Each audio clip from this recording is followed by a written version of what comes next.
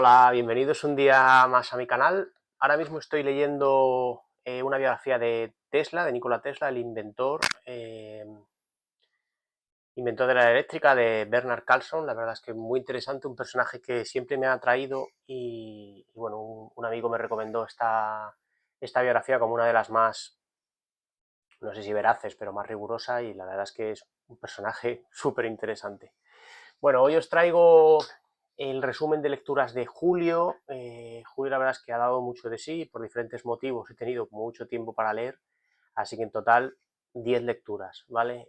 Ha sido un mes bueno, en general con lecturas interesantes, salvo algún pequeño bache que ahora os comentaré, ¿vale?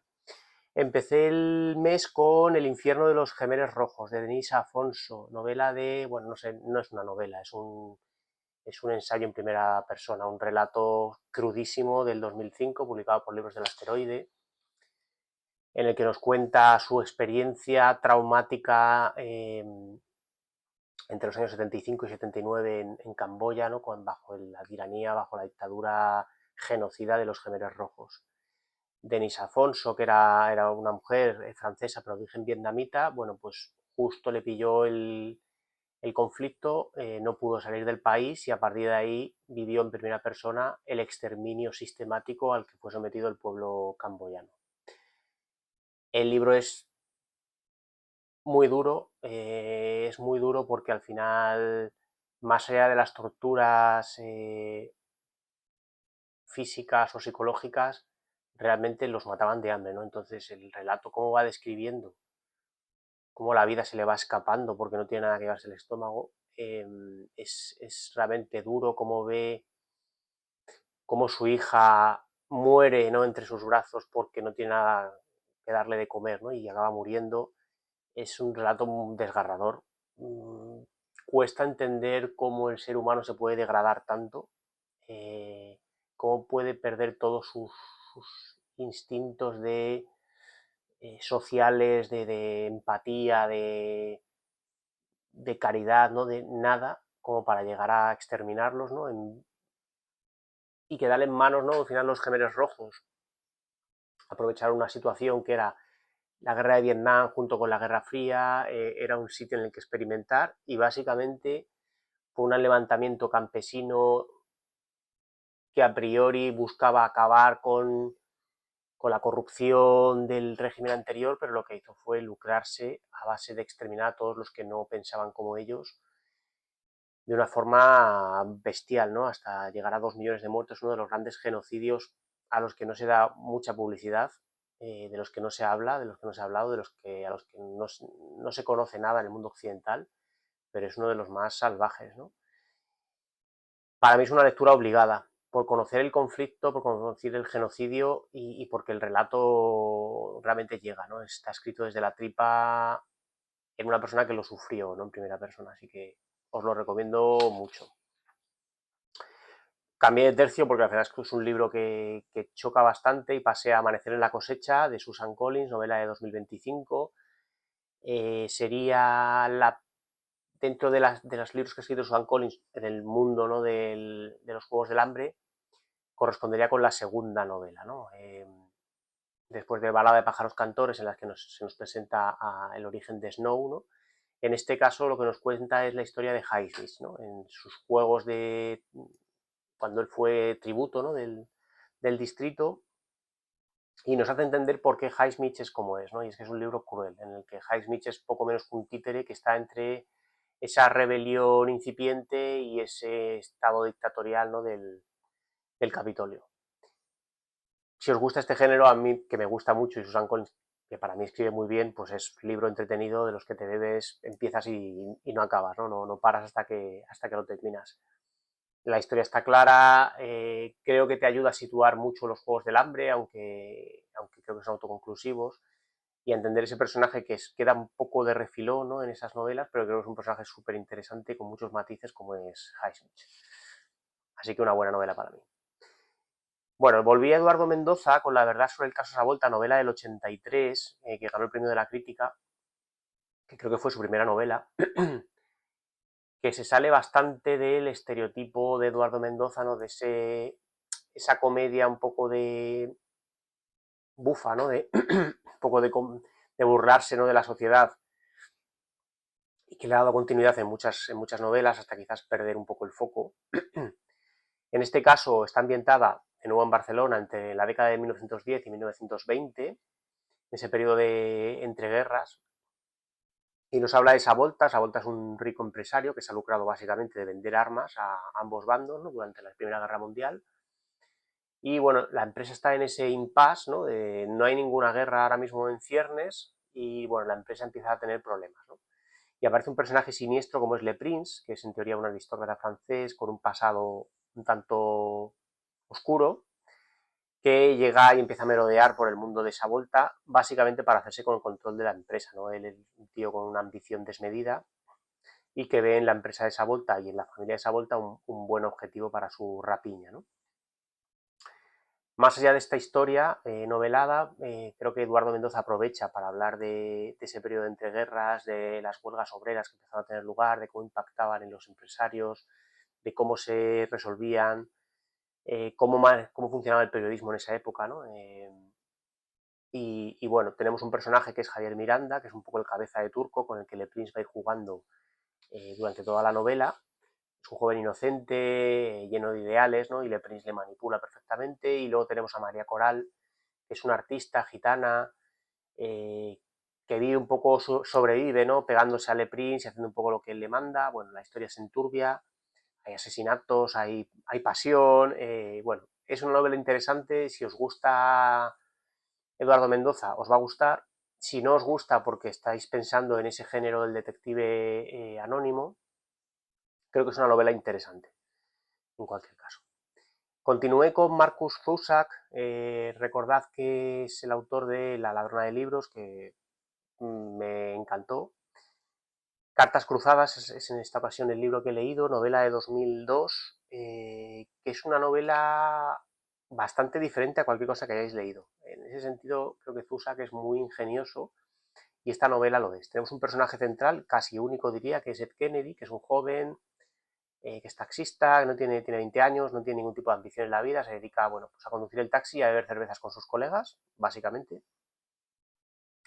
Y un día, bueno, le llega una carta de póker y una misión que cumplir, ¿no? Alguien anónimo le ha impuesto un reto, ¿no? Básicamente, creo que esta novela es una novela de generación, de crecimiento del personaje. Kennedy pasa de ser, bueno, pues un chaval sin ambiciones, sin futuro, sin ningún tipo de ideal, prácticamente, sin ninguna misión en la vida, ¿no?, a una serie de retos que le plantea este personaje anónimo, que le van a llevar a crecer y a ayudar a los demás, ¿no?, a darles lo que necesita.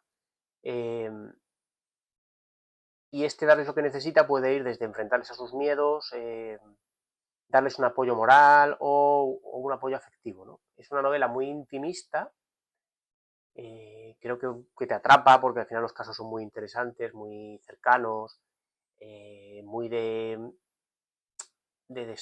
ayuda, ¿no?, de ayudarse unos a otros, ¿no?, de buscar esos principios de sociedad, y ese sentido Fuso lo hace muy bien.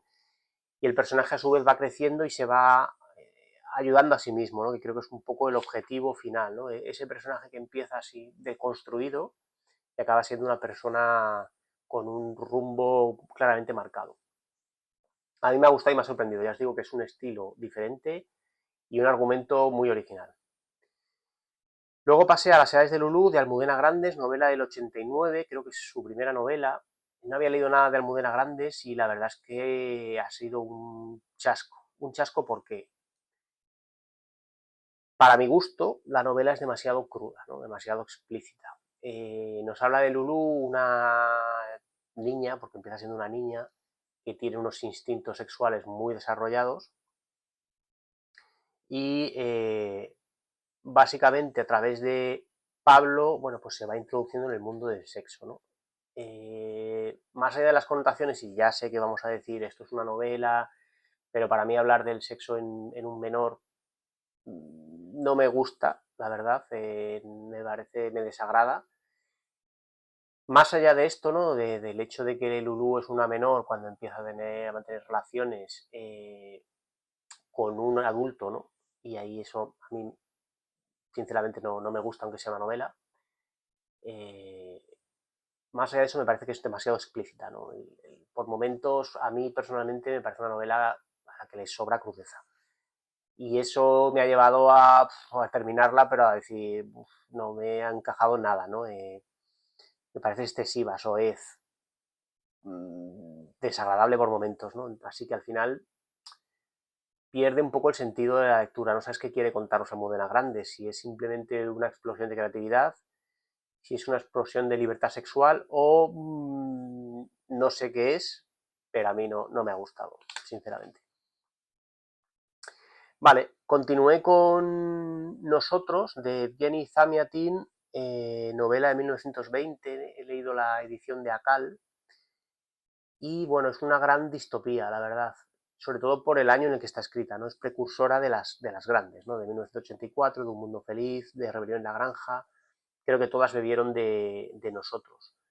Nosotros básicamente es una sociedad que vive en una cúpula de cristal y que sus habitantes tienen dos objetivos, que son trabajar y dormir. Este sería el resumen, ¿no? Todo está controlado, no hay propiedad privada, no hay intimidad, el sexo está regulado, todo lo que hay fuera de la cúpula se considera algo salvaje, subdesarrollado. Se busca un taylorismo extremo, ¿no? Un capitalismo, una producción salvaje, y de esto es de lo que habla la novela, ¿no? De esa sociedad súper estructurada, en la que todo está procedimentado, en la que no te puedes salir de ahí, en la que no hay cortinas, puesto que no existe la intimidad, no tienes nada que ocultar, y si ocultas algo, mal asunto, ¿no? No se admite la crítica ni el pensamiento divergente,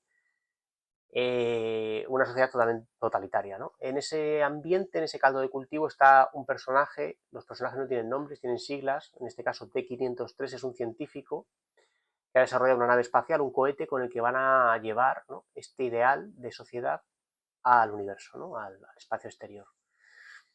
Existe un conato de rebelión fuera de la cúpula, ¿no?, que trata de volver a los orígenes de una sociedad, restablecer, ¿no?, una cierta democracia, ¿no?, una cierta libertad de creencia, de pensamiento y demás, pero creo que está orquestada por el propio gobierno, ¿no? Es un poco, bueno, una cortina de humo para reafirmar los ideales, ¿no? D503 es manipulado, ¿no?, a través del amor para intentar unirse a esa rebelión, pero él tiene muy claro que es un fiel seguidor de los ideales de la sociedad estructurada en la que vive. Traiciona la rebelión, que finalmente cae, aunque creo que realmente, como digo, la rebelión como tal no existe, sino que es, bueno, pues un invento del propio gobierno central, ¿no?, del gobierno totalitario que rige esta ciudad. Zamiatin, el escritor que fue perseguido y acabó exiliado, creo que refleja muy bien esas sociedades totalitarias que en principios de siglos empezaban a generar, ¿no?, en ambos bandos, ¿no? Y sobre todo esas sociedades de pensamiento único, de líder único, en la que no te podías salir ni un milímetro de la norma, ¿no?, o eras perseguido o directamente eliminado. Es una novela que ha de leerse, en esa clave de rechazo, ¿no?, a los extremismos. Muy interesante. Luego pasé a una novela muy breve de John Steinbeck, que es El Rey Arturo y sus caballeros, novela del 56. La he visto con varios títulos, la edición que tengo yo, compré un libro de segunda mano, tiene este título. Básicamente es una novela del mundo de las leyendas artúricas, ¿no? Aquí vamos a hablar de Merlín, de Lanzarote, de Uther Pendragón, de Morgana, bueno, pues todos esas leyendas, ¿no?, en torno al rey Arturo, a la espada, a las luchas, ¿no?, por el poder en esa Gran Bretaña incipiente, es lo que recoge John Steinbeck. Era un apasionado del mundo de las leyendas artúricas y decidió plasmar esta novela brevísima, no tienen, creo que ni 100 páginas, que bueno, pues es interesante sin más, tampoco no tiene mucha más trascendencia. Luego volví a una novela que me llamaba la atención hace tiempo, que es El planeta de los simios, de Pierre Boulle, 1963, he visto las películas y bueno, quería ver un poco si la fuente de la que vio la película original tenía algo que ver o no. La novela, he de decir que me ha gustado bastante y que difiere en parte de la película, así que os recomiendo que la leáis. Yo casi que la encuadro en el género de distopías. Tenemos, bueno, una nave de exploradores de la Tierra que llega a un planeta lejano, bueno, aterrizan y se encuentran en una sociedad humana primitiva que no tiene capacidad de hablar, se expresan por signos y, bueno, prácticamente por tienen un lenguaje, digamos, de simio, ¿no? Así es como se expresa, ¿no? Mediante gritos. Y hay una sociedad simia, ¿no? Que tiene lenguaje, tiene ciudades, carreteras, coches, tiene científicos. Es decir, es el mundo al revés, ¿no? Digamos que el ser humano ha involucionado y los simios, ¿no? Tanto chimpancés, orangutanes y gorilas han evolucionado. Esa es la sociedad que se encuentra Ulises Merou, que es uno de los miembros de esa expedición. Él tiene que buscar aliados, ¿no? Para no ser exterminado, básicamente, puesto que los seres humanos se utilizan como cobayas, y hacer ver a algunos de los simios, en este caso, sobre todo a Cira y a Cornelius, que no pertenece a ese planeta, sino que viene de fuera. Ellos le ayudan, bueno, y aquí ya sí que guarda relación con la novela, y él acaba consiguiendo salir, ¿no? El giro de guión es buenísimo al final de la novela y entiendes el principio de la novela. No os voy a contar cómo empieza, cómo acaba, pero creo que es mucho mejor que el final de la película. Os animo a que lo leáis porque sí que os va a sorprender, ¿vale? No es una copia exacta de la película, o la película no es una copia exacta del libro, sino que es, para mi gusto está mucho mejor. Seguí con Los ritos del agua, de Eva García Sáenz de Urturi, novela del 2017, que está dentro de la saga de Kraken. Había leído la novela, la primera novela hace bastante tiempo. Bueno, es la clásica novela negra de asesinatos en serie, un policía con un pasado oscuro, con una personalidad peculiar, ¿no? Y cómo va siguiendo las pistas, ¿no? Completando el puzzle para llegar a detener al culpable. Si os gusta este género, pues es una novela interesante. Si no os gusta, pues un librillo sin más. A mí sí me gustan, son novelas que me leo del tirón y bueno, pues para verano es es una buena opción para mí. Eh, y terminé con La sombra del águila, novela de Arturo Pérez Reverte del año 93, también una novela muy breve que me ha gustado bastante, y es un episodio enclavado en las guerras napoleónicas en el frente ruso. Un grupo de españoles que bueno, pues han sido eh, enrolados, ¿no? En el ejército napoleónico a la fuerza, buscan cómo desertar y cómo pasarse al bando ruso, y bueno, pues una serie de circunstancias les hacen ser convertidos en héroes por Napoleón, que presencia esa batalla, y luego después nos habla sobre la vuelta, ¿no? Sobre el retorno a España y cómo van siendo sistemáticamente eliminados por los rusos, ¿no? En esa huida del ejército napoleónico, huyendo pues del hambre, del barro, del frío, de la nieve, y cómo los rusos los van cazando, ¿no? Poco a poco.